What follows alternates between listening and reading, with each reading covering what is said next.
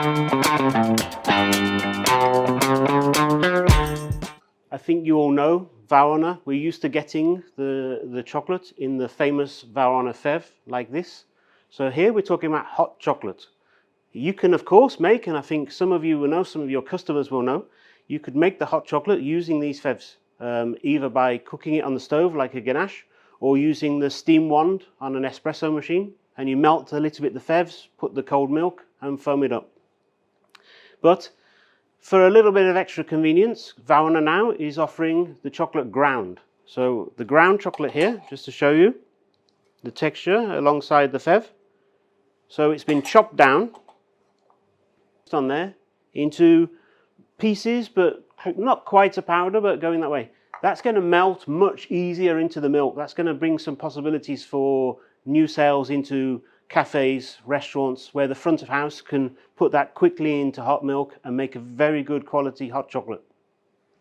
Something that some of your customers are going to say is, but it's just been chopped. I could chop it myself. Well, good luck with that, because if you try to put these fèves into a robo coupe, you're very quickly going to heat up the chocolate and you're going to make a big sticky paste. One thing I used to do when I was in the hotel some years ago, we used to line chocolate molds with grated chocolate. So we used to take the big blocks of Caraibe chocolate and we used to grate them. What happens there is, apart from the fact that it's hard work, the chocolate gets a static energy and you get chocolate everywhere. So one of the things that I thought when I first saw this was, would it be interesting for a soufflé mold? So let's take a look at that. So what I'm going to do, I've got my soufflé molds brushed with butter.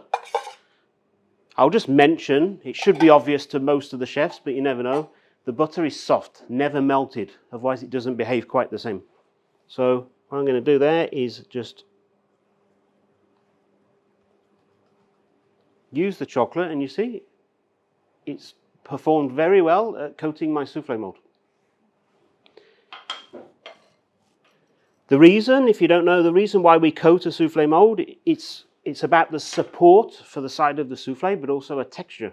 So often it's using sugar, but chocolate can be fantastic. Obviously on a chocolate soufflé, but on something like a pistachio soufflé as well, hazelnut soufflé, can be a great contrast to have that chocolate on the side.